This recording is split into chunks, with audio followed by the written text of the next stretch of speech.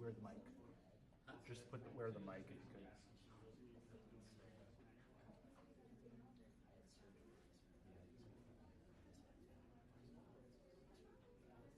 Check 1, 2.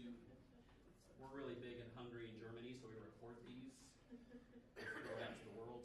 If they want to invest in Salt Lake, Just put where the mic. we're going to get. All right, thanks for everybody for coming. I'm grateful to see a lot of you. We'll still have a few people trickle in probably. Hopefully you're coming to want to learn something, but I want to leave enough time open as well to let people ask specific questions. I don't know everything, but I want to share kind of opinion, just give you some experience, and then hopefully empower you to leave here today so you can make better decisions on whatever you're trying to accomplish. Everyone here is doing something different. We've got younger people here, we've got older people here, and we've got people trying just to figure different things out. So the real point of everybody coming together tonight is to leave with some good questions, pull me aside afterwards, or reach out to me after, and let's just pick apart whatever the specific goals that you have are, and start to put that together, because every answer is going to be very specific and different to whatever you're trying to accomplish. Okay? So if this all works great, this is what we're here to do. If this is your first time in our Learning Center, Elysium is a company that we have here, and I'm one of the owners of Elysium, but we represent a lot of different brands and a lot of different professional services. We like teaching the community. This whole area here is dedicated to community events. So we do every Tuesday night, we try to give free classes, and we do classes on a myriad of different subjects. Lots of different things. We just want to try to give people good information so they can make better decisions.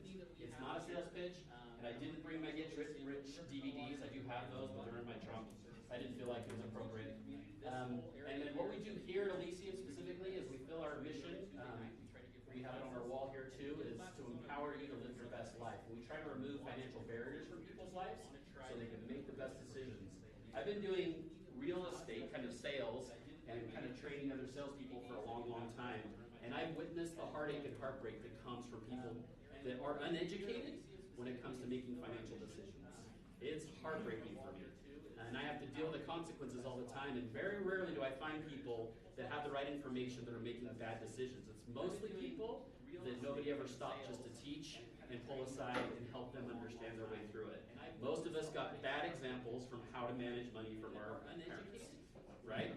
Nobody's really good at money and family dynamics. Some people are, but as a family, it's not usually something that a family has nailed down, and then individually, everyone has different opinions on it. So if you want to drop a bomb at Sunday dinner, say, how's everybody think about debt?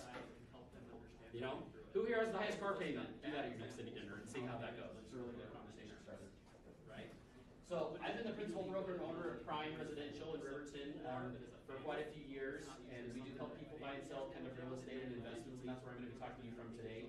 My personal career, I've been buying real estate since I can remember. My dad taught me really early to learn real estate. He self-admittedly told me, I'm terrible at this.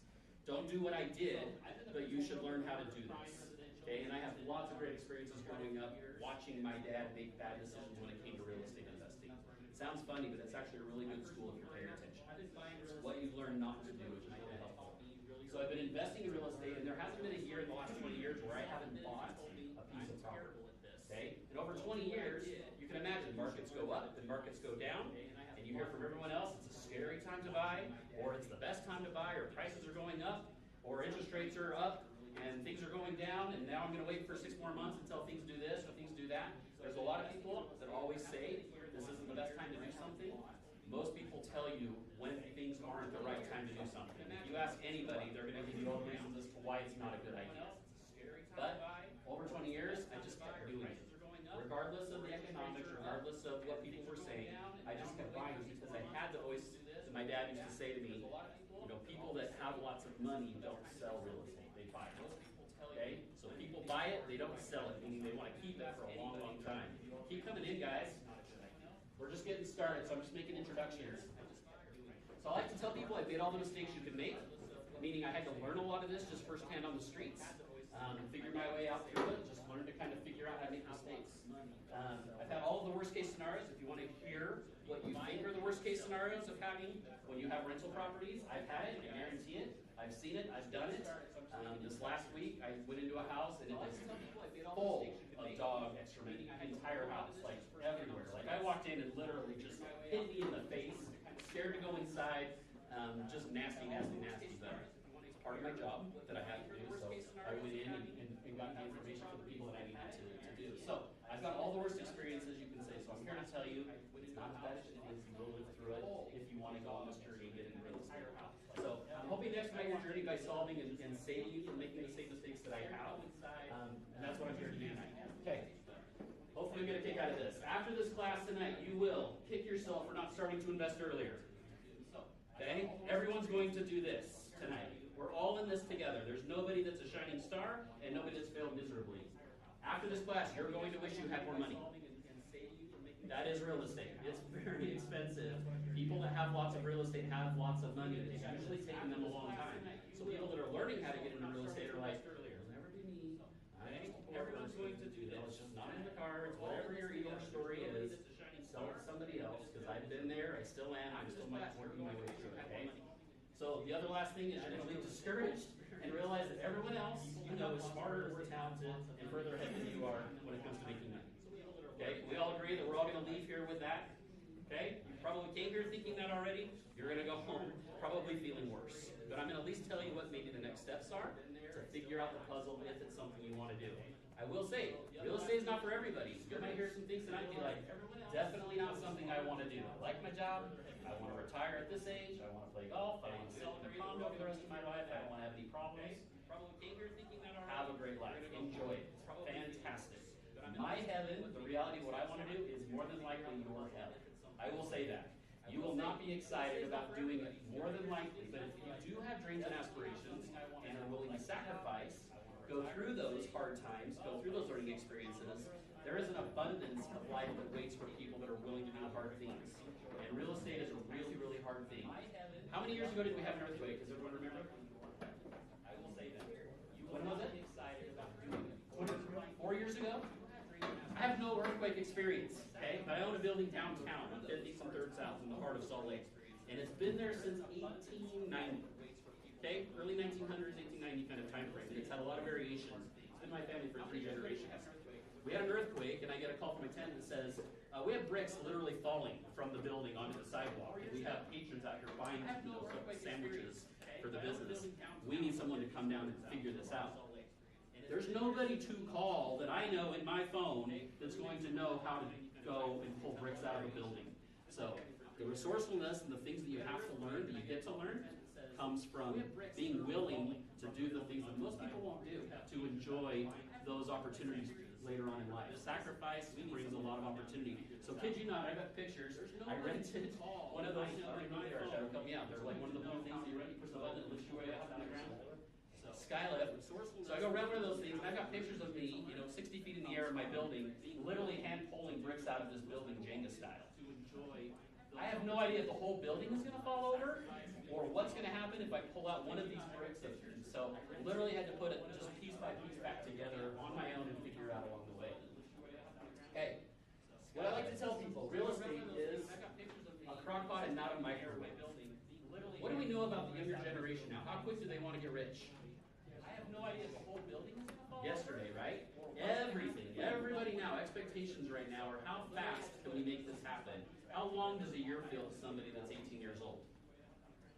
Oh my gosh, like forever. When I was 18 and 20 years old, and my dad would talk to me about 60-year-old people, I was like, what do we know about gosh? Like, who cares what's going to happen when I'm 60 years old? Now that I'm halfway through that journey, I'm like, everybody now, this is actually happening sooner rather than later. I've got to do some things different today to change what that's going to look like.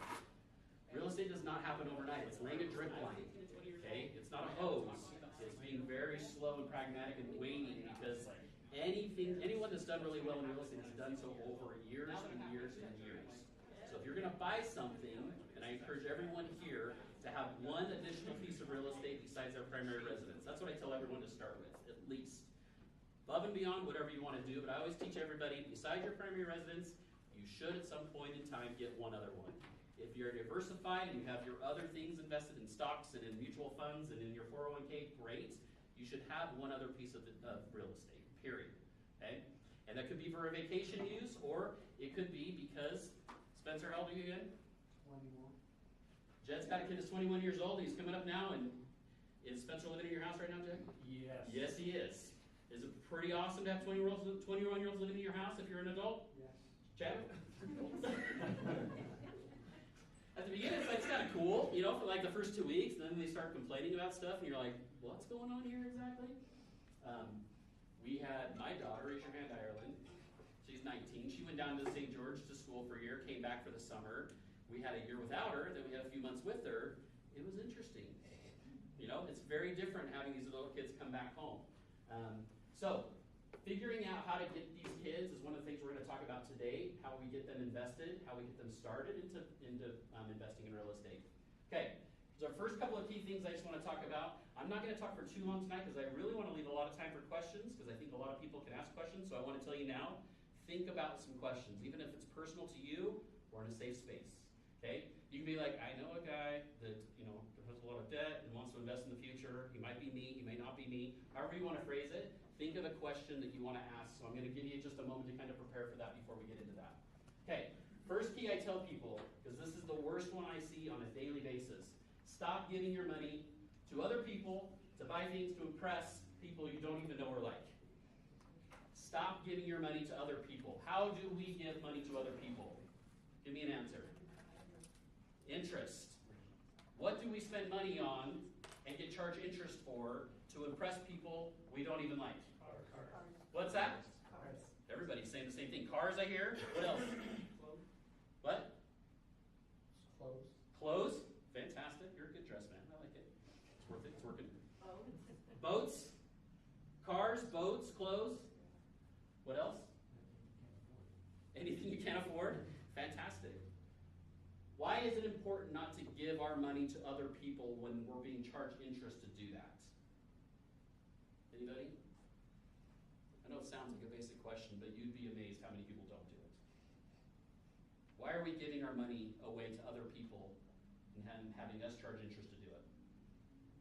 What are we doing here? Making other people rich. We're making other people rich. That's really well said. Okay? The people that are receiving that interest aren't turning around and borrowing that money from other richer people, trust me. Rich people like to collect money, they don't like to send it. There's a big difference, okay? That's a mindset. That's just basic education that, again, don't feel stupid. You're not making mistakes. We've all done it. We're all doing it. And most of us will continue to do it. That is life. That's how most people learn things. If you were to go buy a car today, has anybody here gone to buy a car in the last 6 months? Might. If you go buy a car today, will they tell you how much the actual car costs? Yeah. If you ask them, that's what you're. If you ask them, it's hard to find out. What are they more inclined to tell you rather than the price of the car? What do you want your payment? Yeah, what do you want your payment to be? Even if you go buy a house now, lenders, rates are pretty high now, so nobody wants to hear what a house payment's going to look like at 6.5% or 7%. So when people call, they're like, I want to buy a house, the lender says, well, what? What do you want your payment to be?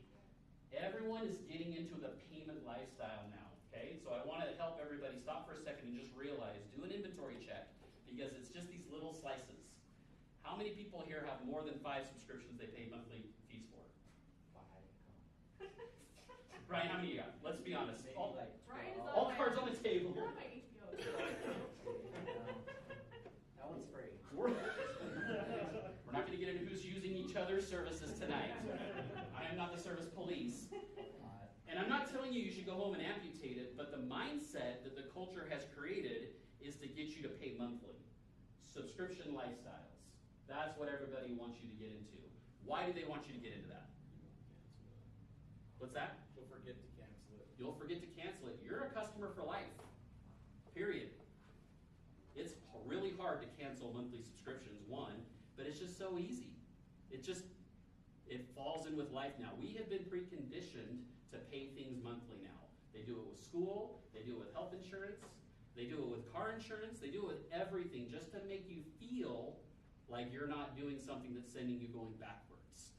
So anytime you're getting roped into paying something monthly, whether it's your phone, guess what you were like, I don't know how many years ago it was, guess when they stopped telling you you could buy a phone? Have you ever tried to buy a phone in the last couple of years and asked, can I just buy it? Serious. Will they let you just buy it? It's hard, but they will. They will. It's hard, but they will. How many percentage of people make it through the hump of what they're gonna have to pay per month to buy the phone. They've completely discouraged anybody from buying the phone and walking out the door anymore because they want a subscription. They want to sell you monthly. They want to get you into the habit of paying them monthly and forgetting about it. That's what companies that make lots of money do. They're like, we sold them something, that was smart. What if we sold it to them over payments for the rest of their life? That sounds smarter. And they figured it out. All of us are participating in it. Okay, the second thing I do, after I kind of help people understand what the cost of this subscription lifestyle is I teach people if they want to invest in real estate, you have to get out of consumer debt. What's consumer debt? Louder? Credit cards. Who here loves credit cards? Everybody raise your hand. They're pretty awesome. Everyone here can raise their hand. We all love credit cards. How easy have they made the system of credit cards? Steven, can you go get your credit card tomorrow? Yeah. You absolutely can. Are they super excited to give you money to go out on a credit card? Yeah. Do they want you to spend money on that credit card? I do. Absolutely. Do they even care if you pay it back, quite honestly? I don't know if they do, because then it's come after your parents. You're fantastic. Okay, get out of consumer debt, people. I was with two very wealthy people this afternoon, and I said, I'm teaching my class tonight, and I want to ask them, and I want to tell them this. It might be anecdotal evidence. Do rich people have consumer debt? And they both looked at me, and they shook their heads, and I said, no way. I said, tell me why you're not emotional about money anymore, and every money that things are going out, you don't feel this money weight all the time. And they both said, because we have no debt. If you're out of debt, consumer debt, we are going to talk about real estate mortgages, and that's different. But if you've got car payments, if you've got clothing payments, if you've got all these subscriptions, if you've got all these boats and toys and houseboats and whatever it is, side-by-sides, and all the other things people are driving around, third and fourth and fifth cars, these are all things that we've been sold to live on a monthly basis, and you're going the wrong direction. So I'm going to be very blunt. If you're paying monthly on those things, they are going down in value, and you're paying interest to go down in value. Okay? If you buy a car every month, and you're making payments to that car, is your car going up in value or down in value? Down. We never want to pay interest to things going down. Okay? Things that go down in value are consumer debt. Houses. We're going to argue a little bit back and forth here. Do houses go up or down? They go up both, right? But over 10 years, do houses go up? They all do, okay? Everybody raise your hand. And if you don't know here, who's the oldest person that wants to volunteer today? Huh? I'll let Craig do it just because he's my father-in-law and he's willing to do it. Do you remember genuinely what the cheapest house you remember was? How much was a house that you can remember, the lowest amount? $50,000. $50,000 to buy a house. Brand new. Did it have wheels on it? No wheels. No wheels. Okay? We have someone in the room today that remembers buying a house for $50,000. Okay? I'm old enough to remember 3 candy bars for $1. That's about as old as I get. $50,000 for a house is no joke. If you talk to people a generation ago or 2 generations ago, they'll all tell you, I wish I had have kept more houses. Every person that you talk to will say, I wish I had have kept the things that I bought that went up in value. None of them tell me, I wish I had kept the car that went down in value. Okay? Big, big, big distinction. Invest and put your money into things that go up, get rid of and amputate things that go down. Just as a mindset. That's a very secret thing the rich people do. Okay? Worship the FICO score. What's a FICO score? Credit. Why is a FICO score important? It's what? Your ability to borrow. It's your ability to borrow money. Can anybody tell me what their credit score is? 777? What's that? 794. 794. What's a great credit score? Over 800, okay? I've got a couple I'm working with right now. One's like 812 and one's like 808, and they fight back and forth about who's got the better score. Okay? Credit scores will determine in your life how broke you are. Listen to that again. Your credit score will tell you how broke you are. It will tell you how long you've spent spending money with things going down in value and not making payments on things that are going down in value. If you miss one payment on your health insurance, on a thing that's gone to collections, if you've missed a car payment, if you missed any of these things in your life, your credit score can go from 750 to 550 in literally 2 days. How long does it take you to get your credit score from 550 back up to 750? 4 years. Literally 4 years. 2 days to go down, 4 years to go back up. That's how crazy that system is. If you don't respect your FICO score, you will pay more in life towards interest and making other people rich. Okay? I'm not going to get into a zero credit score tonight, but there are people that have zero. That means they haven't borrowed money, which is great. That's good. But we're going to talk about borrowing money for real estate tonight. And to borrow money for real estate, you need to have a great credit score. If you have a great credit score, and I'll say over 750, high 700s, or over 800, you're going to get the best interest rates on everything. They like rich people. They're going to give you better interest rates on everything. If you go in with a 750 credit score to buy a truck, and you go in to buy a truck with a 550 credit score, who's walking out with a better deal? 750 all day long. Why? You're more likely to pay it back. They're going to charge people that have lower credit scores more interest because you're a liability. There's more probability that you're not going to pay them back. Okay? Having a higher credit score will let you get good loans for good debt, and that's what we're going to talk about real estate. Okay, the last thing here, what do you want? There's a great clip that I was going to bring, and I didn't, but it's our favorite person, Oprah Winfrey. Okay? Somebody asks her what the secret to life is and achieving goals, and her response was very, very, very spot on, and she said, most people that don't get to where they're wanting to go don't know where they're going. That's why. And that's why we're always wishing we had done something different in life. It's because we never sat down and said, that's where we want to go. We have no compass. There is no goal. So what do you want to do is going to be the takeaway tonight. Do you want to have your own house? Do you want to invest in your own house? Do you want to buy one other piece of investment property? You don't have to have a goal like I do to have lots and lots and lots of real estate. Not everybody wants to do that, but you do need to leave and say, I want this. If you're not able to say, I want this, you will never say, I will do this. Most people never do those things because they never say first that I want to do it, period. They can't even have the confidence to go to a friend or someone they care about and say, hey, this sounds a little crazy, but I kind of want to buy some real estate and I want to buy 5 properties. Most people don't do that. Get to a point where you can actually say to yourself, what is it that you want to do? Okay. These are the trigger things that I just want to go over with everybody here because these are the things that I hear the most, and I know that maybe some of these questions will be here. Are we in a housing bubble today? Does anybody know what that means? Because people like to use big words and scare lots of people. If you turn on the news, or if you ask people about real estate, they're going to tell you, scary. Don't do it, okay? Because people are scared all the time. Most people are scared. Is it great to go to people that are scared for advice, first of all? Is that super helpful? Usually when you want to drink, you want to go where there's water, okay? Where people are drinking. You don't want to go to people that don't have anything to give or any information to share. Those are the worst people to give advice, okay? What is a housing bubble? Are we in one? Give me your thoughts. What do you know and what don't you know? I don't know what a housing bubble is. Okay? If you hear the term, what do you think? What comes to mind? Inflated prices. Inflated housing prices, which then means what's going to happen? What happens to bubbles? Bubbles pop. Scary. Okay? Scary. If we're in a housing bubble, that means any day now things could go really bad, and all of us don't want stuff to go really bad. So we'll avoid doing anything because something could go bad. Yes?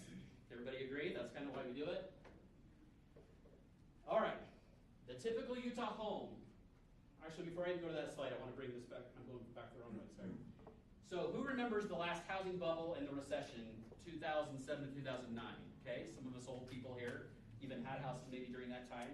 How scary was that across the country for what we heard in the news about how catastrophic it was for home values? Who wants to share what they remember? I just remember a lot of people lost their value if they sold. I know obviously some people that sold their house through that time and still have it. So Yeah. I think it's From 2007 to 2009, scary. Like worst thing ever if you had to sell your house, right? Lost lots of value. Does anybody else remember anything about that time? well well, we bought our condo in 2007 at an 8% interest rate. And then a year or two later, everyone was short selling for half the price that we bought our condo for. How'd that feel? Pretty good, right? For your first investment, you're like, sweet, we finally bought something and invested in real estate, and a year later, Everything went down.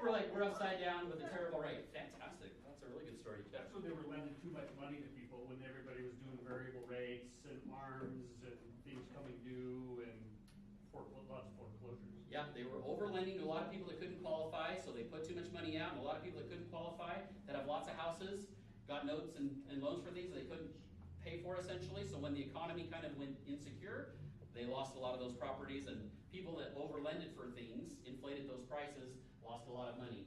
Okay, in the worst time that we've had, recession, okay, housing bubble, crash, all of those triggers, scary, scary words that we've heard through all of the media, 2007 and 2009, does anyone know on a percentage basis how much we've lost in value for our homes from 2007 to 2009?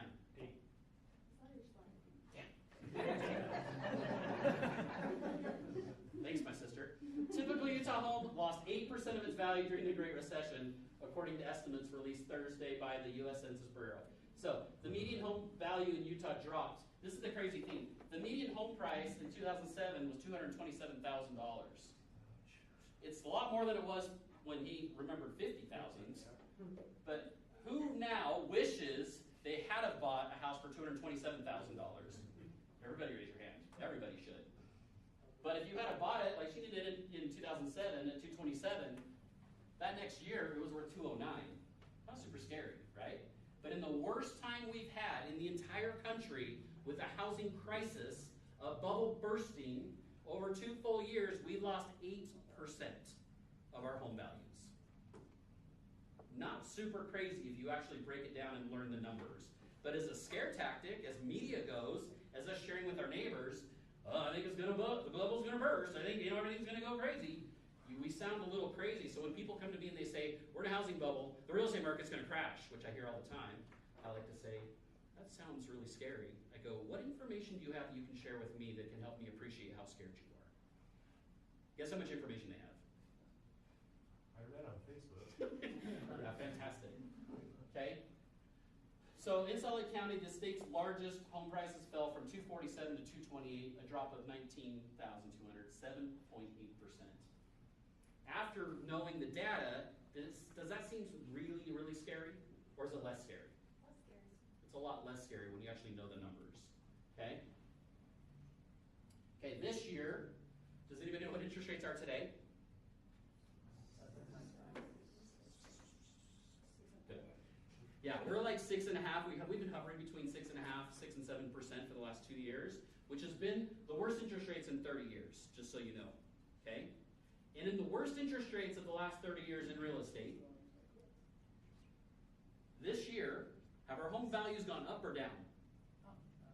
Our home prices have gone up with the highest interest rates we've had in 30 years.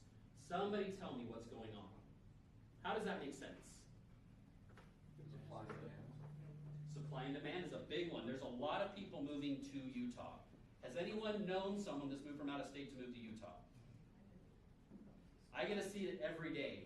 Through the pandemic and through COVID, what I've been teaching people about Utah real estate, which I'm going to give you some perspective on where these prices are going to go and why. I've helped people move from all over the country, and they're all moving to Utah because after work, they want to go to the mountains and recreate. They've seen all the pictures on social media.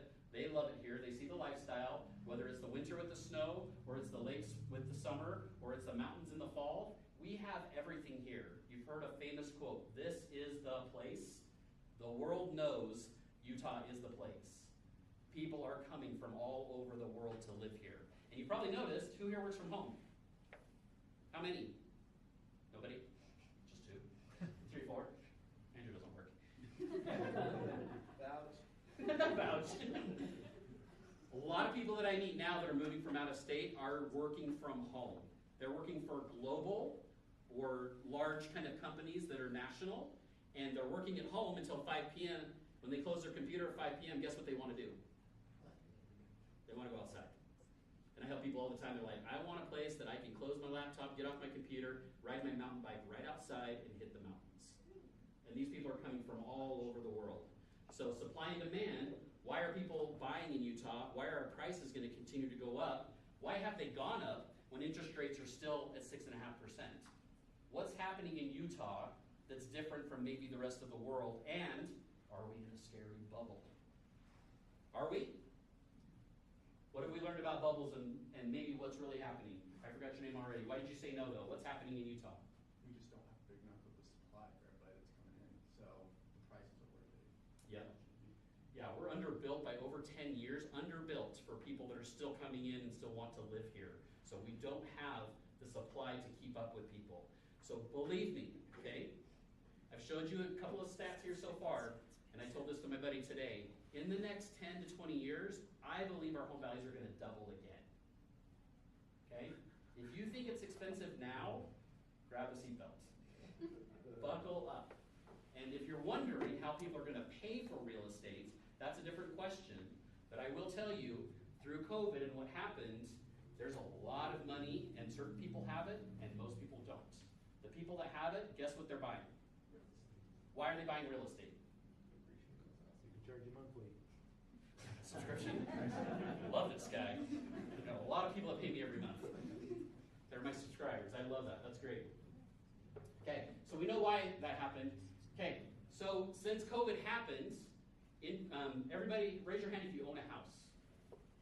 Most people own a house here. Fantastic. In the last 5 years, has your home value gone up or down? Let's do this. Way up. Okay, big difference. Anybody know how much it's gone up? I didn't show you this slide, so this is good. Ours doubled. Okay, over the last 5 years, our home values have gone up 65%. Okay, so I want to help you understand, in the scariest time we've ever had in the history of the United States with housing, how much did values go down in Utah? 8%. In the last 5 years, they went up 65%. If your house went up 65% in 5 years, and in 2 years it went down 11%, are you super upset about it? That's if the worst case scenario happens again, which we don't feel like it's going to for a number of reasons. What happened back then is definitely not going to happen again. People that have owned houses over the last 5 years, and if you're young and you just weren't ready to do it, or you missed the opportunity, it sucks, because you just missed it. Okay, our kids just missed it. They were born at the wrong time. We're not smarter because we were born at the right time. Okay, we need to get off the high horse. We're very blessed and very lucky to have risen with the home values that have gone up, because most people here that bought a house, even if you don't do anything else and you just stay in your house, you will be a millionaire in the next 10 years. Period. Period. Okay, just by doing that. All right, so how do you invest in real estate in 2024? Because it's very, very expensive. And again, I bought a house every year, so I don't want to hear the excuses. I've figured it out. I've learned from other people. I've asked questions. I've still committed to buying real estate every year, no matter what the economics were, no matter how scary the media told me it was going to be. I just kept doing it, and I stopped selling a long time ago. I just kept buying, buying, buying. I'm not interested in selling anymore. Why, Colby? Because you will be rich. Subscription. I want the monthlies, okay? But there's a lot of reasons. So, first thing I tell people to do, buy your home. Who here regrets buying their house financially? There's a lot of other reasons that can come along with it. I have a lot of those people too. And those aren't always great. But financially, is there anybody here that regrets having a house over the last 5 years? I always tell this to people, like moving forward, we don't know where AI is taking us all. Who knows, we'll all live inside of a robot. I don't know what's going to happen. But more than likely, in 5 years, in 10 years, in 20 years, people are still going to need a place to sleep, still a place to meet with their families, and they're going to still need a place to shower, and to sleep, and to live. And that's done in houses. And that's why all the people with money now are buying homes, because they know this is always going to be in demand. Real estate is something that's not going out of business anytime soon. Okay? Second thing I tell people, like we talked about, find additional rental models with basements and or bedrooms. This is something that's shifted actually in the last 5 years. For me, in different models that I've learned, what I'm teaching other people to do. Jason Barron, what did you do just recently at your house, in your basement? Remodeled it, put an apartment down there. You put an apartment in your basement. Can you just give us a reason why, when that showed up on your screen, and why you decided to do it? It's just, we're just looking at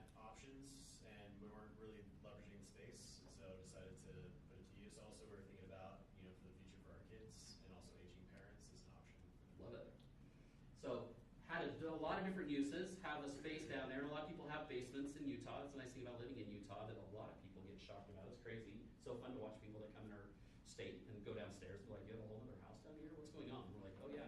They're like, how many people live down here? Nobody. Just like watch movies down here. It's pretty crazy. It just blows their mind. They're like, what? What are you expecting a whole other family? It's great. So the model right now is we're teaching a lot of first-time home buyers that are the younger demographic to buy a single-family house and find the capacity to rent their basement in some way, shape, or form. We all like to have our space, and nobody wants to have somebody living in their basement. Fantastic. Tough. If you really understood and I broke down for you how much money over 15 or 20 years that it makes you by using that opportunity, I promise you'd come to me tomorrow and say, what do I need to do tomorrow to make this work? Okay? The sacrifice does come with a cost, but it's a very, very smart investment, mostly because nowadays it's very expensive to live anywhere. Who's tried to rent somewhere even in the last year? Anybody here? Everybody's homeowners, it sounds like. If you're going to rent right now, though, you're paying a lot of money to live in a lot less than what you live in now. 2-bedroom, 3-bedroom apartments, $2,000 just to have an apartment. It's pretty crazy. We're seeing a lot of rentals with basements now for a lot of single people. So a lot of our clients are buying townhomes or houses, and then they're renting those extra rooms to their friends. And they're the genius because they're the ones making the investment, and their friends are paying them to live in the place and make their mortgage payment. Make up a lot of the difference for the utilities that are going on in the property.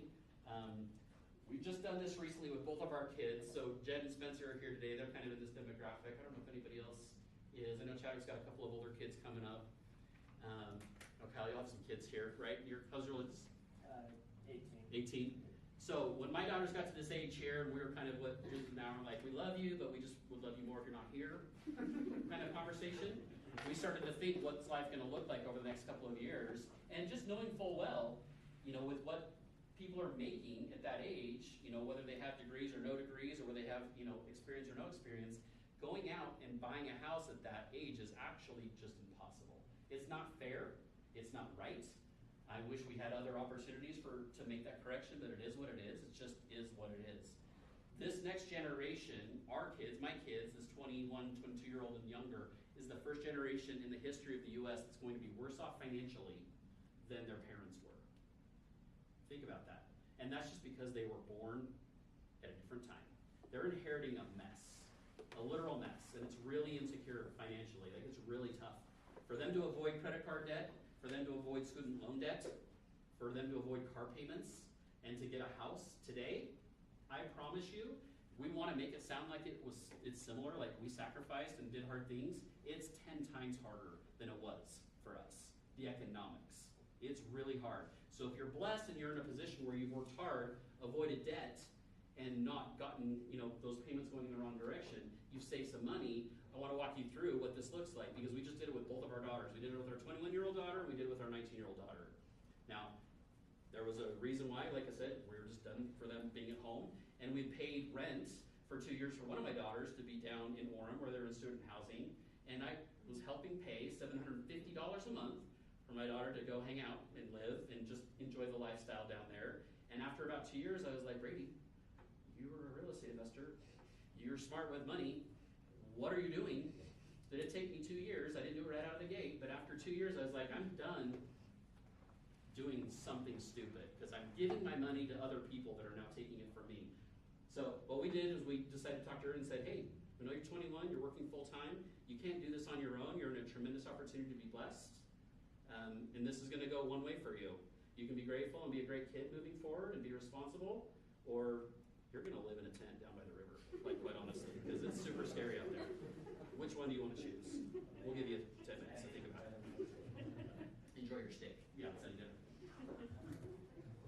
Obviously, with responsibility and a lot of respect and a lot of teaching and a lot of forward thinking and conversations, setting that up for our kids and letting them know this is a great blessing for you if you appreciate it and are hardworking and still are going to go out into the world and do great things.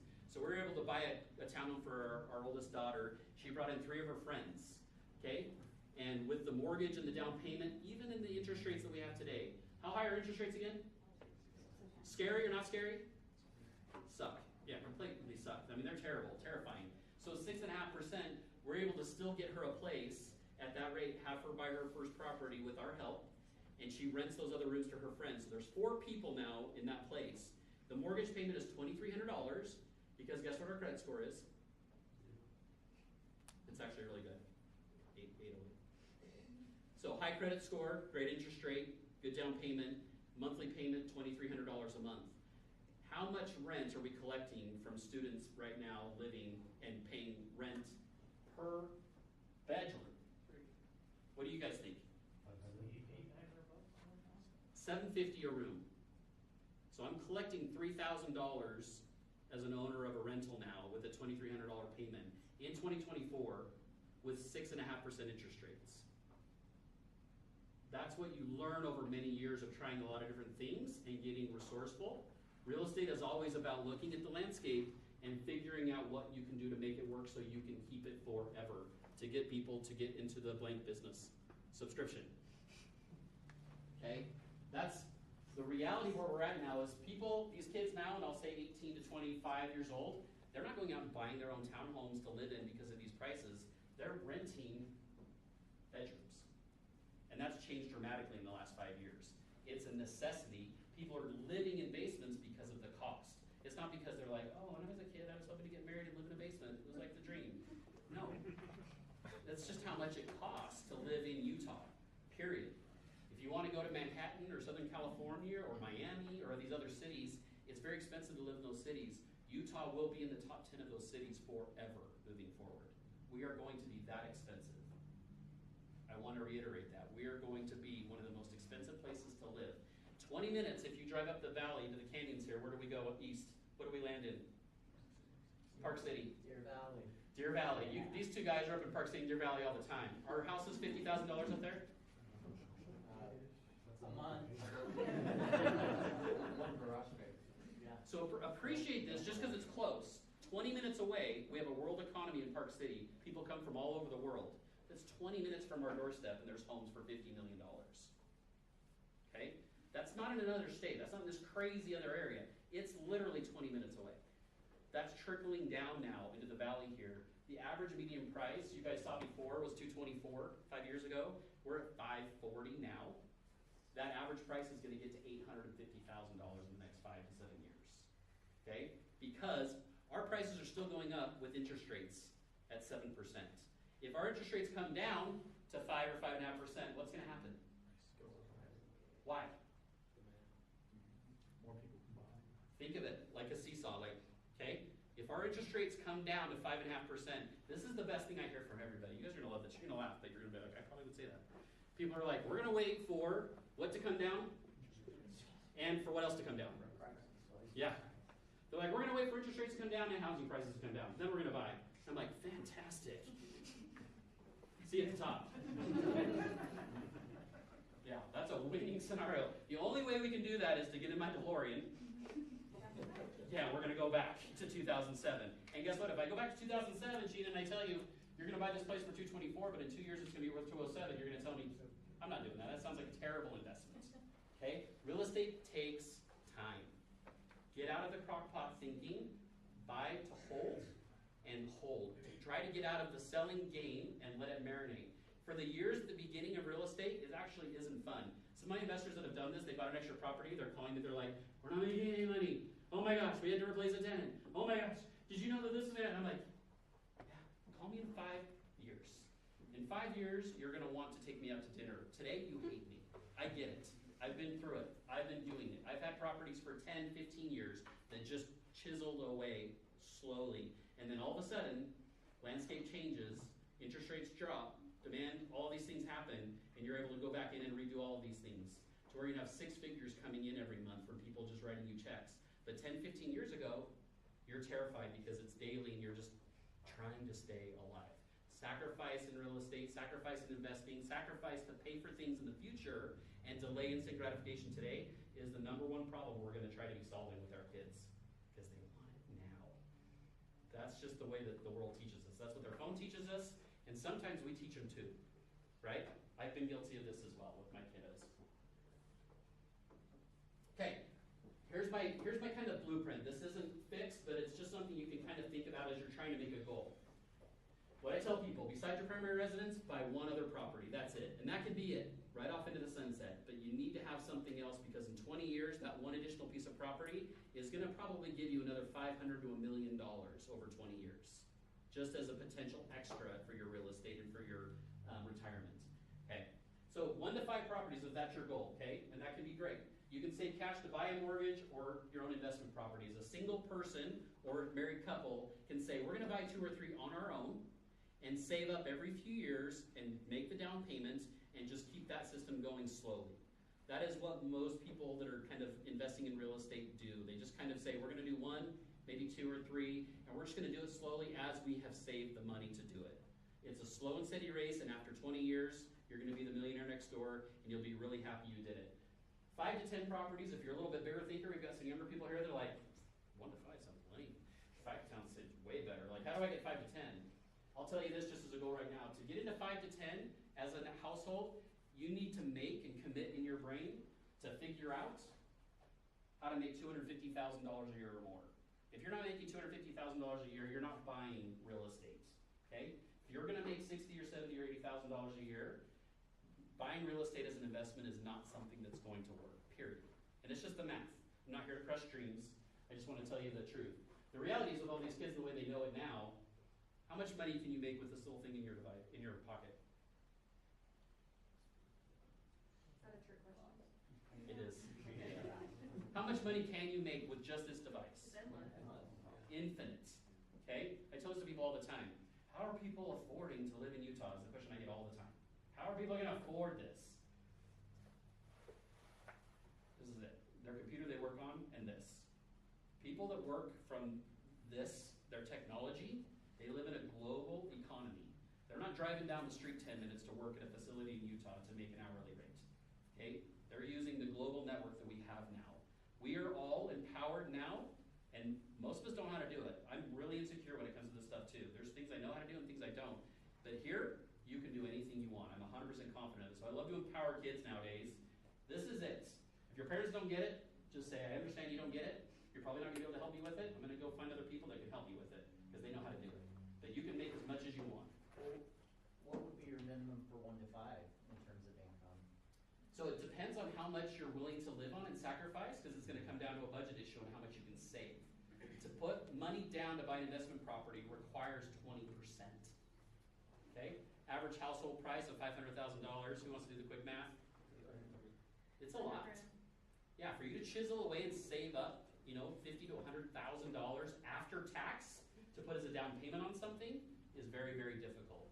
And it's going to become more difficult. Some people are going out of state. Some people are going to go to the Midwest and buy houses for 80 grand or 100 grand, and that's a model they're looking at. That's fantastic. How bad of an idea is it to use like a home equity like line of credit or something like that to help support the down payment? Terrible idea. Horrible idea. To use a HELOC. Jason, I'm going to use you as an example. Go for it. You called me, okay? And we're a big family here. This is the answer I give people for this because he had a great question. I don't know the specifics of what he did, but I always tell people, HELOCs are a second mortgage on your house with a variable interest rate. Okay? They're not your locked-in 3.5%, 3% rate that many of you have on your mortgages. They're variable. They go up and down. Okay? So if you have a $100,000 variable rate, which a lot of people did this during COVID, 20 to 2022, they're like, sweet, we got so much equity in our house. Instead of refinancing their house at 3.5% or 3%, they decided to get a HELOC instead. Okay? Their HELOC payment in 2022 was like $300 a month, and they got a sweet boat. Okay? They pulled the money out of their house, been driving around in this boat, everybody's drinking, everybody's wakeboarding, it's having a great time, and they're just enjoying this $300 payment, saying this is worth it. And then what happened to interest rates in 2022? Interest rates peaked in 2022 because I remember in April at like 3%, and by July, August, they were at 6.5. They doubled in 3 or 4 months. What happened to everybody's HELOC payments that are just cruising around at $300 a month?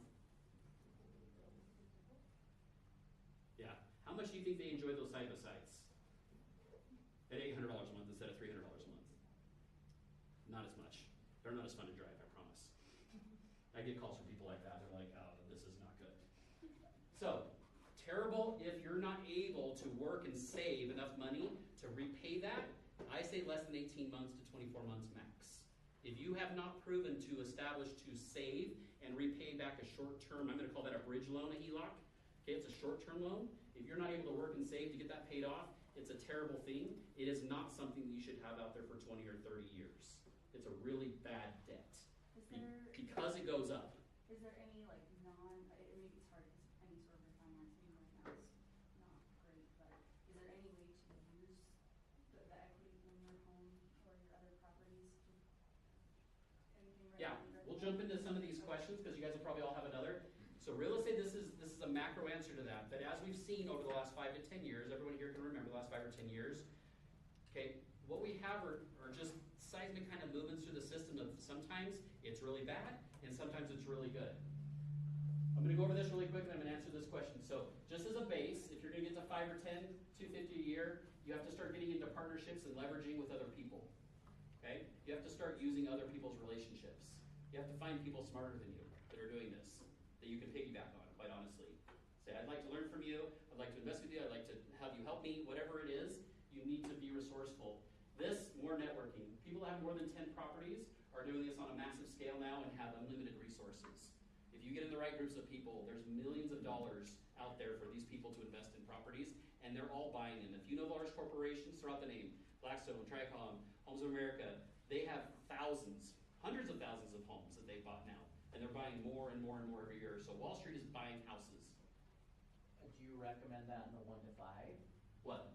Like partnerships? Yeah, it's kind of forcing us into that dynamic. It's a good question. It's almost like that's not the priority. If you can manage it that way, that's great. But because of prices, you guys have heard fractional shares. Can I share your story, Brian Holtz, about St. George? Yeah? What did you guys do in St. George? On the home with 7 other families. Besides a houseboat, who grew up going on houseboats in Utah? That was actually pretty normal. You would buy a houseboat share and go for a couple of weeks, right? Pay some money. Did anybody here know somebody that owned a house with 7 other people? You did? 20 years ago? Like an actual house or Yeah. a houseboat? We owned a condo in Park West With a bunch of other people. 10 other people. Okay, interesting. So very, very unique that long ago. Nowadays, it's actually very, very popular. I can go online as a real estate broker and sell fractional shares of a house in St. George to people. So people are buying percentages of a home to use on certain periods of time. That sounds so sketchy to me. Because it just sounds like a timeshare situation when I see those online. Yeah, so How do you in do- most models, just so Yeah. you know, in that model that has transitioned now to doing that, they're paying cash for these properties. There's no loans.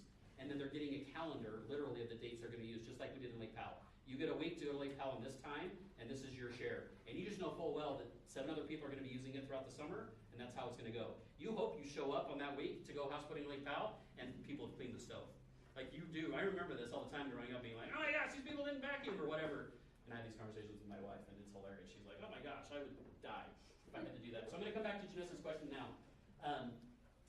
Let's see, we've had the highest interest rates in 30 years over the past 2 years now. Home values still gone up 3.81%. During the pandemic, a billionaire was made every 30 hours. Oh yeah, 30 hours in the United States. So every day during COVID, there was a new billionaire in the United States. There's 2 reasons why. What are the 2 reasons? The phone, because they were invested in businesses, okay? And what's the other thing that made people billionaires during COVID? It's what we're talking about tonight. It's 101. Real estate. It's real estate, okay? I don't want to get political, because I know we're going to kill everybody in this room if I mention anything political. But think about who's in real estate that wanted interest rates to be really low. And why do people that have lots of real estate want interest rates to be really low? Conspiracy, sorry. It's not crazy, I'm not saying names. I'm just saying if they want interest rates to be low, what's going to happen with their portfolio? Yeah, how much did it go up? How much did the landscape of real estate go up over those 5 years? Who remembers? 5%. Okay, if you had a single family home and you're feeling rich, just think about if you had $200 million of real estate and it went up 65%. Okay, that's what's going on in our dynamic now is rich people are telling us that we're rich, and it's pretty hilarious because we have a house and we feel rich. We're like, oh, I actually have a lot more than I used to have. They're like, I know you do, it's so cute. Sweet. You gotta buy an extra house. That's really cute.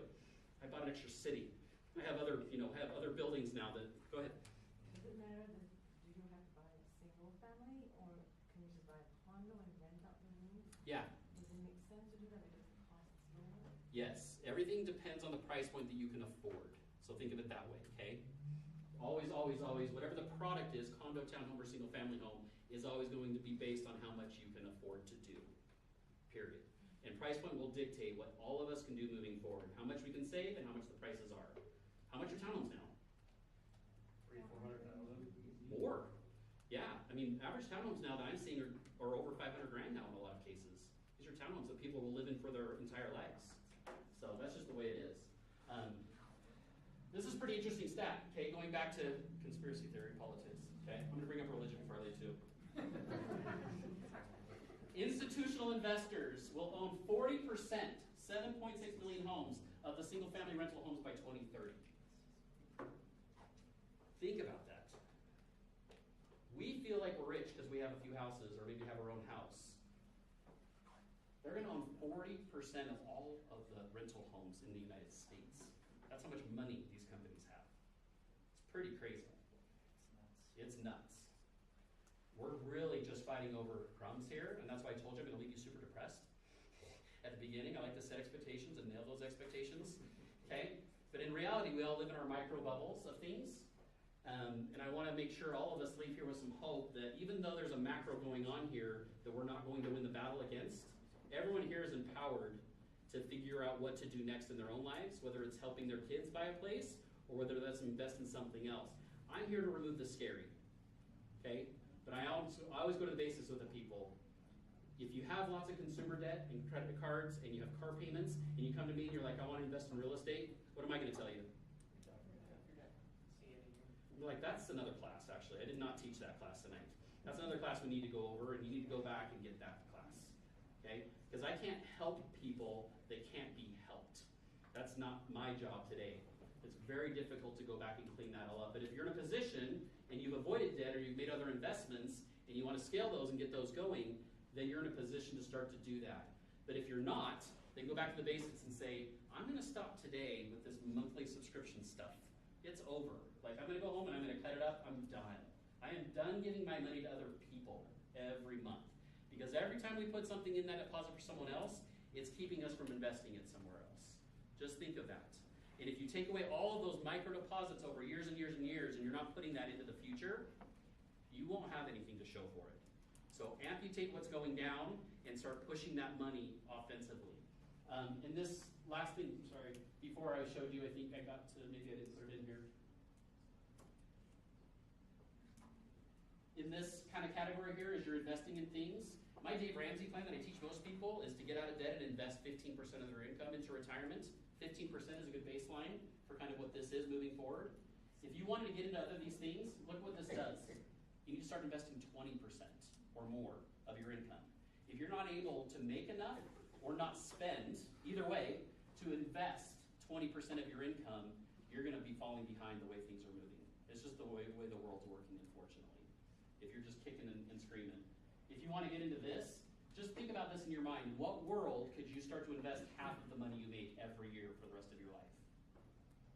Those are the different dynamics that we need to start retraining our brains to think, because it's out there and it's available. Either we make more or we spend less. Those are the two ways to do it. Okay? And all the excuses are in the world as to why we can't do it, but they're also here as to why we can. I want to ask everybody just to throw out a question. Remind me what yours was. I'll start with you again because I don't think I answered it. I deferred and punted. Let's do questions though. I'll give that 15 minutes. We'll do questions. Just ways that you can use like the equity in your home to help you get into. Good. I did ADD on that one. So if you're looking at just the way that the structure of interest rates go, what happened with all the people making their billions of dollars?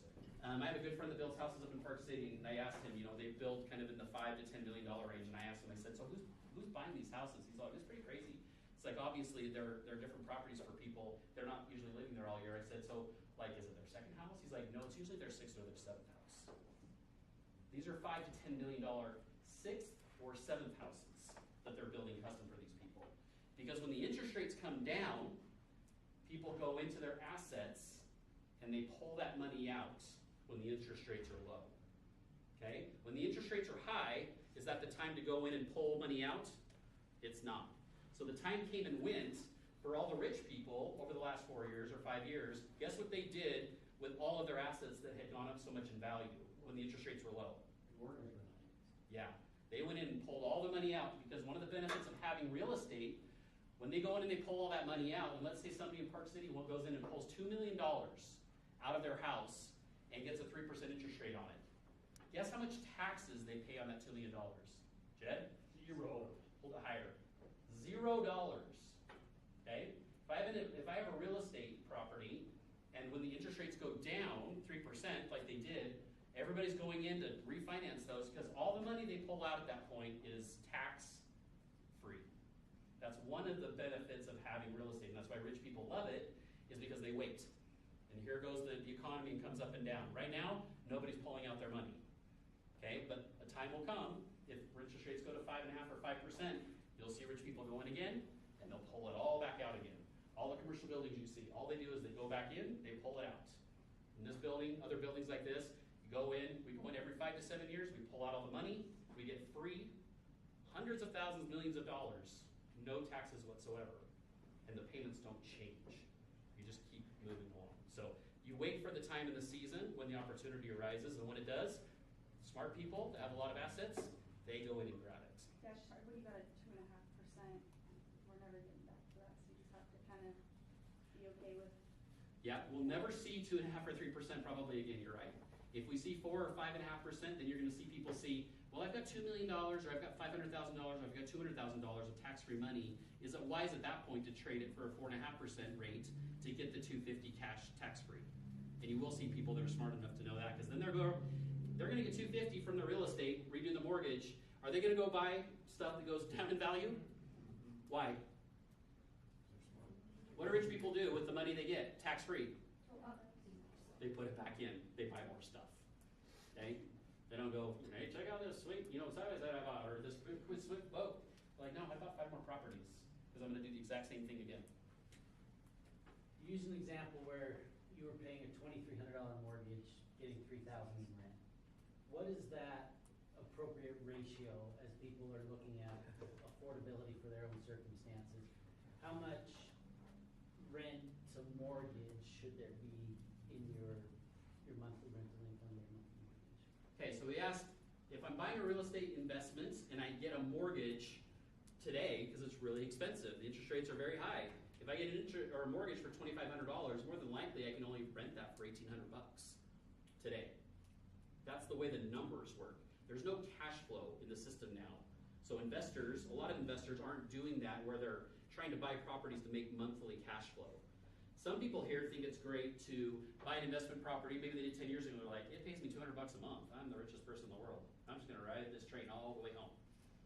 That's a winning scenario for a lot of people. My dad was this way. My dad had properties like, sweet, $50 a month, just keep that coming in every month for the rest of my life.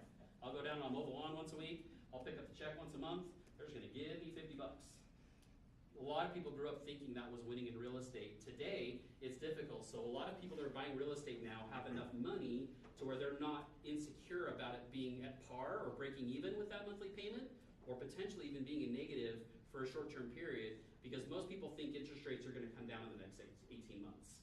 So today, instead of focusing on cash flow, people are focusing on value. How much does the house cost? And if I came to you today and I said, hey, I've got a deal for you to buy a property, you'd be like, yeah, 2007 was the deal. I'm like, it's actually today, because I know what it's gonna cost in 10 years.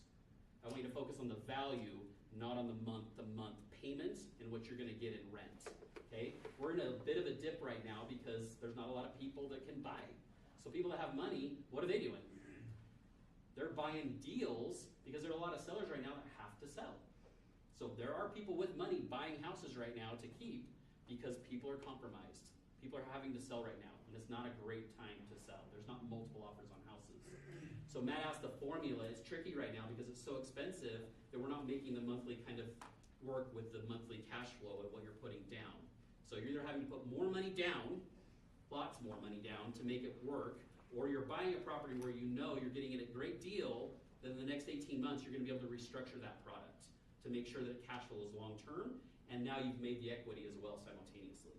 Is everybody following me with that?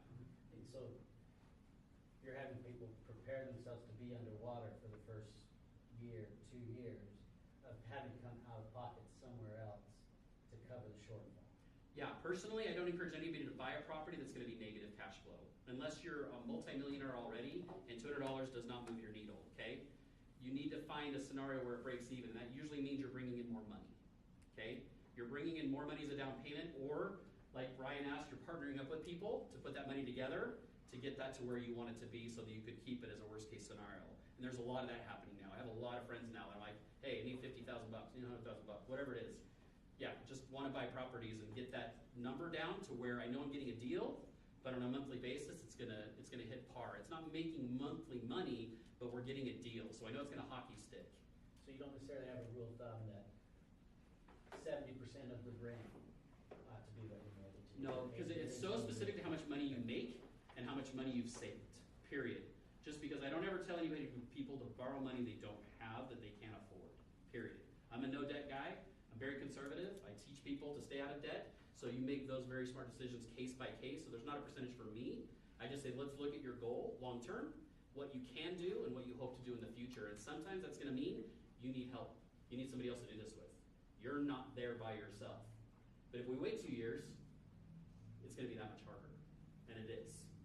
So you're either gonna save and outpace it yourself and do it, or you're gonna team up with somebody else at this point to get in the game and get started. And sometimes you can do that as father and son, or you can do that with other partners. Sorry, 2 questions, go ahead. Yeah, so I guess I was talking to somebody, and I need help with this one, but like buying a house, what's the renter climate? Like, I guess the renter makes me more worried than the investment of the house. I get the real estate, I get the going up in value, you know, the 10-year hold and all that, but I guess my palate isn't there for being a landlord. Yeah, fantastic question. And you know, you're taking your one guy told me, he's like, you're taking your portfolio and you're investing in some of the people with the lowest income. Let's just, you know, if you're gonna buy that $500,000 medium house, it's traditionally a lower income situation. Walk me through that. Yeah. The emotional, we're gonna do some one-on-one team building here, okay? So everyone pretend like you're in a room with the 2 of us. The lack of experience is really profound, so you validate that first and say, you don't know something that you don't know. You haven't had that experience. I've had 20 years of dealing with that insecurity, so I could fast forward and say, don't worry about it. It's gonna work out fine. Actually, the reality is there's a lot of stuff in that question, and temperaments matter. Just because I'm talking about what you can do doesn't mean anybody here is going to choose to do it. That is what people choose to do in real estate, is they get uncomfortable and they tackle things that maybe they probably don't want to do. That's where we find the most growth in life, period, whether it's economic or it's just in our own lives. We go a little bit outside of our comfort zone and we test the waters and find out how we respond to adversity, right? So you dip your toe and you do one. Yeah. It's a one step at a time. And how's Utah as far as eviction laws and, you know what I mean? Like, Yeah, you're just jumping to worst case scenarios. I like it. My luck would First be one thing about this property, I'm like, I'm ready to rock. They're like, I'm not paying. I gotta sue them. Yeah, my luck is month one, I get a nice renter in there, they're like, yep, not paying. I've had rental properties for 20 years, anecdotal evidence, but 20 years, and I've evicted one person through the legal process. So as a worst case scenario, hundreds and hundreds and hundreds of tenants that I've dealt with over the years, one person I've had to go through a formal eviction process with. Now, I have showed up at a tenant's house before to collect rent, and somebody else answers the door, and I'm like, who are you? They're like, oh yeah, I'm a family member, I'm staying here. I'm like, sweet, where are they? Oh, she's in jail. I'm like, oh, fantastic. And who are you again? Blah, blah, blah, blah. I'm like, okay, perfect. You're not on the lease. She didn't tell me she was in jail. You gotta go. Yeah. Like today. Fantastic. Hey, as long Okay, as I'm she gonna pays call the her. rent. Huh? As long as she pays the rent. That's why Andrew's in with rentals. It's good. Okay. Can I add something there? Please. Good advice that he gave us, because he was doing kind of the landlord piece, so we had not a fantastic experience. And we shifted to like a property management group, and so you pay, it's like 8%. 8% worth every penny, because They take the calls, they do handle the- everything. Yeah, they handle everything. It's been awesome. Even finding the renter? Yes. Yeah. There's a fee for that, obviously, but If we're you're fortunate enough to be in a situation where we're able to charge more than our mortgages, so there's room for us to do that. Yeah, based on personal experience, assets, what your life looks like, a lot of people don't want to deal with that. I spent a lot of years driving to the house collecting rents one-on-one because I was too cheap and I didn't know any different. Got to a point where property manager every day of the week, and that's a progression for different people. Some people start out with it. I'm willing to take it, pay them. I encourage that for people that just don't have the disposition or desire to be in it. It's more of a financial leverage kind of thing, and that's just a difference of where you're at financially in your life. Some people can afford to do that, and some people can't afford not to do that. Good answer. Thanks for clarifying though. The property manager is key. I have a great property manager, does a lot of our properties. I'll go Mike and then you're sorry. So when you're going to put a partnership together, are you looking at people who can bring $100,000 and pay cash for a unit, or what are you trying to do?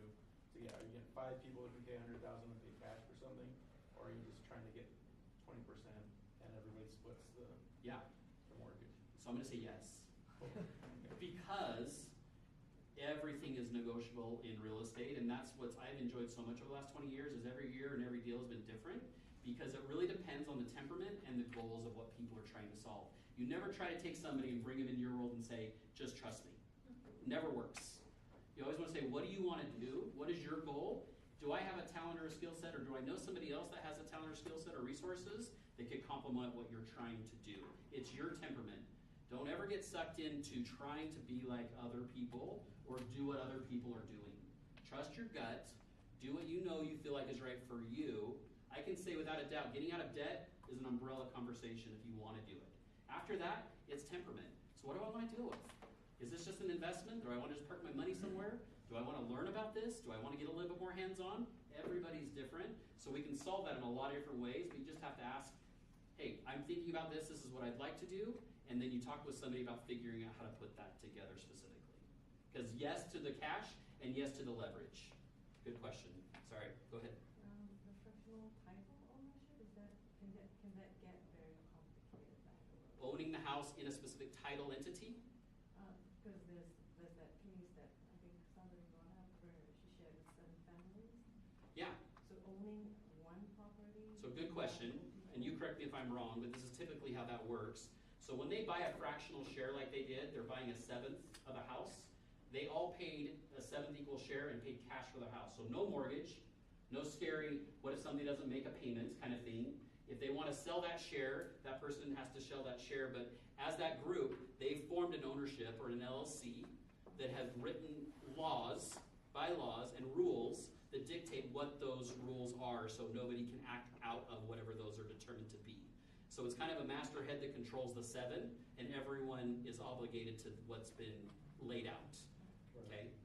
Good question. What other questions? Jared? I know back in the day you had done a lot of house flipping, and in your real estate journey, are you still doing any of that? And is like some of this applicable to anything else that you're doing now, or you're shifting to what you're doing now versus like flipping earlier on? Yeah, just from someone that's flipped hundreds of houses, literally, and been part of hundreds of houses, it's a temperament as well. Brady, can you just quickly explain what a flip is?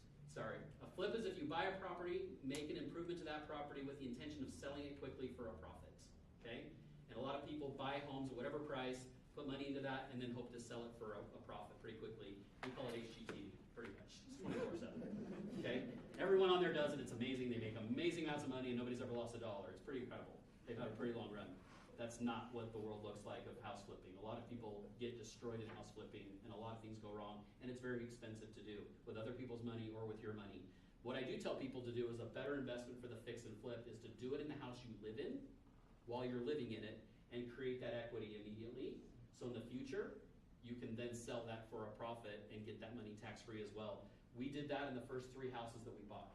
We bought the house, fixed it, moved, fixed it, moved, fixed it, and gathered the money each along the way there and used all of that money tax-free to build ultimately what we wanted to keep for a long-term period of time. Mostly the biggest thing that I see with the younger kids now is their insecurity about moving. Okay, most people now move in a place and they never move. If you want to get rich in real estate through your own houses, you have to move the money. Okay, remember that. You have to move the money. People come to me all the time, they're like, we've been in our house 17 years, what should we do? I said, you waited too long. You've been there 17 years. It's so hard to leave a house when you've been in there 17 years. If you're going to be there 17 years, that's where you're going to be. You're making that decision. You're choosing that. That's okay. But if you're young, you're just getting married, or you're just starting out and you're young, take that and move that and just keep bouncing it up, okay? Step by step by step. And if you get stuck and you get comfortable, it's because you stop moving the money. And usually you peak with your assets and what you're worth because you stopped moving the money. Okay? Move the money. As young as you are, as flexible as you are, move it. Because once you stay, it gets really hard to leave. Everybody can raise their hand if you've been in your house longer than 5 or 7 years. It's really hard to go. Right? It gets harder every year. Okay? They call me and I come in and I'm like, we're moving. Neighbors want to know when you're moving your money. Exactly. You'll be the first to know. Anybody else? A couple more questions. Sorry, Jason. So one thing I've been trying to balance or figure out, like Dave Ramsey's all about paying off your debt, including your mortgage, right? Yeah. But a lot of this is about investing, using leverage in debt, so that way you can buy. So you being a Dave Ramsey guy, how do you reconciling those two? And like, you know, when are you leveraging, when are you not? Like, and how's that all? Yeah, really good. So he's referencing Dave Ramsey, who I do teach and coach a lot of the principles for, and I try to teach everyone to stay out of debt and get out of debt. Real estate investing is a different animal, but Dave Ramsey still tells people if you're going to buy a real estate investment property, you pay off your house first that you're living in completely, zero debt, and then just start to save up the money to buy your next property. It is a fantastic way to live. It is a home run. It will get you peace and it will make you happy. In Utah today, it will not make you rich and it will not get you ahead. But it will create a very peaceful lifestyle for you, which I would endorse and tell everyone to prioritize and do. The things I'm talking about today are to only be smart about leveraging the things that go up in value and when to be smart about doing that. So it's not a macro, we do it every time. It depends on who you are and what your goals are for your family. I have a lot of clients that just say, I want to have my house paid for, and I honestly don't even care if I have another investment property. That's fine by me. I love that answer. I would never walk into someone and say, you're stupid, you should refinance this house, and you should buy 2 more houses, and it's terrible advice. Trust your gut, follow what you want to do, what feels right to you, and if it's paying for your house and not borrowing money to reinvest in real estate, I endorse that 100%. The tools that I personally learned as I've been through those, very difficult to do unless you're making lots of money to be able to save and do that specific model. I would say you'd have to be north of $250 to $500 to work that model today to pay off your house and then get into the game of buying other properties. Because he also teaches that you should only buy real estate where you live. He teaches you don't want to buy a house out of state because you don't want to know that someone's changing their oil in their living room is what he says. Okay? So you want to invest in properties that you can go see. All the houses that I own are in Utah. I can drive to them and I can see them. I've never bought a property outside of the state just because that's something that I've chosen to do based on that advice. Even if you have a property manager. Even if. I've been sold to buy properties all over the country, and it's just a no for me because I'm not interested in it. Personal preference. I have people say, but you can make this, you can make that. I'm like, I totally believe you. You absolutely can make money doing that. It's not for me. Period. It's a feeling in my body that it's just not something I want to do. So you all get to make that decision. Hopefully I answered that. We had a couple other questions. We'll let everybody go. I know I keep talking. Gina? So you said to move your money, but Yeah. if you're in a house with a 2.5% interest rate, Yeah. it makes you not want to move. So would you suggest renting your current home and buying your next home and use your current home as like your investment property? Well, we're cheating a bit because we know each other. We've talked a lot, okay? So she is asking a macro question, which is a very specific answer to only you guys and something we'd talk about what your goals are. I would never tell somebody to get out of a 2.5% interest rate to refinance their house and go do it. But I will say, and I'm going to guess, but I know that certain people in this house here have hundreds of thousands of dollars of equity in their house. Probably more, okay? Your 2.5% interest rate is fantastic. It gives you a lot of peace of mind. It will not make you wealthy.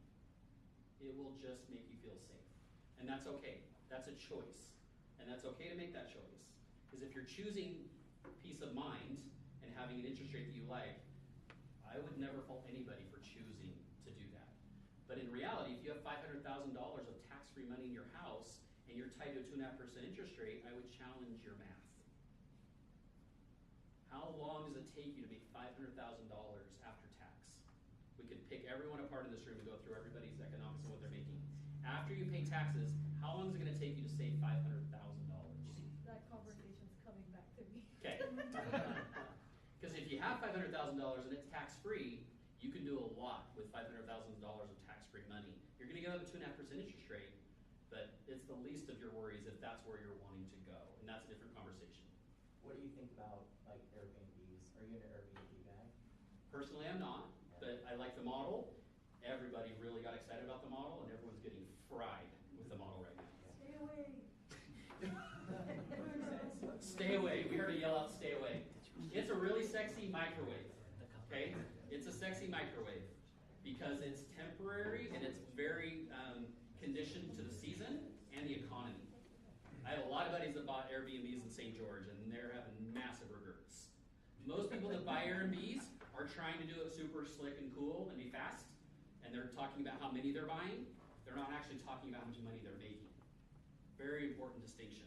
If people are telling you how much they have and not what they're actually making or what they're losing, better said, put up your radar, because that's not always what it appears. What people are doing are assuming that if everything goes perfectly and the economy's going great and people are renting these homes, then I'm going to make some money and make that mortgage payment. But when it dries up, which it has, everybody has stopped going on a lot of these trips and going on weekends and things, and there's no money there. And now they're just writing checks because they thought they were pretty cool. So cautious, like it, but it comes down to how much resources you have. Other questions? Would you consider a car lease a subscription? I would. Absolutely. Just kidding. Don't throw my brother-in-law under the bus. He likes his Tesla. He chose his Tesla. I was just asking. Far too intimate to end on. Let's end on a much higher note. Please. How do you like find the right partners to go in with? You don't want like family, or like how do you determine and then protect yourself in that? Who's ever joined partnerships with their family that's worked out awesome?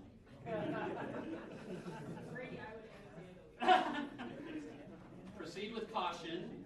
What you do need to do, and this is a great piece of advice for everyone here, we all know people. The best thing that I've learned over the last few years, and I had a great conversation with a friend this week, and he endorsed this and has made this a personal goal as well, we don't talk to enough people and ask for help. We don't ask people what they know and how potentially that we can help them. We need to continue this connection movement that we have peer-to-peer instead of phone-to-phone. Get out, meet people, find people with common interests and common goals, and meet with those kind of people. So meeting those kind of people through networking individuals or other personalities that can connect you with the right people is a good place to start, because that's where you find the people that are trying to do the same things you're doing. You never want to take a circle, put it with a square, and say, let's go invest in something. Really, really bad. You want to find other people that have similar goals and similar ambitions. People that I have partnerships with, that I've done things with, it's because I know 100% of the time I'm never going to get a phone call that's worried about something that's not super important. Those are very important to me specifically. So you do have to build relationships of trust with specific people, and it doesn't happen overnight. It's not a phone call. But it is something we're all having to learn and adjust to, because it's just too expensive not to do it now. We almost have to get resourceful and meet people that know stuff that we don't know and know people that we don't know. That is the way this is moving pretty quickly. Fair? Last question. It's not a question. Oh boy, no, you can't do an endorsement of any kind. She's a mother-in-law. You're not paid to be here. I'm not gonna say. This is not a commercial. I'm just saying. I know this is happening. Someone needs Don't even do it. No, shut it down. basement redone. Oh, okay, thank you. This guy over here with the hat on backwards was suggested to us, hey. Hayden's a good contractor. I tell you, he came in, knocked it out so fast. His people were there every day, worked hard, and I would endorse him. Thank you, appreciate that. Hayden paid her to say that, so that's good. He's gonna buy us all lunch. Where can you find people that have your similar interests? Ooh, anybody? Facebook Marketplace. Thanks for not saying Tinder, Colby. That's great. That's a really good question. I would definitely start with peers, parents, and people that you trust in your parents' network potentially. People that are a little bit of step ahead. One thing that I've enjoyed more than anything else is being a mentor and just asking and answering questions, having people come and ask, just to kind of learn about what they want to do, so they can hear from somebody that's 10 or 15 or 20 years ahead of them. They can just give them some insight. And I've had a lot of people your age come, just sit in my office and say, hey, what am I missing? What do I need to know? So ask people that you admire that are doing things that you respect, that are in that next generation up, and take them to lunch, take them to coffee, and just pick their brain And you will find everybody that you ask will be generous with their time.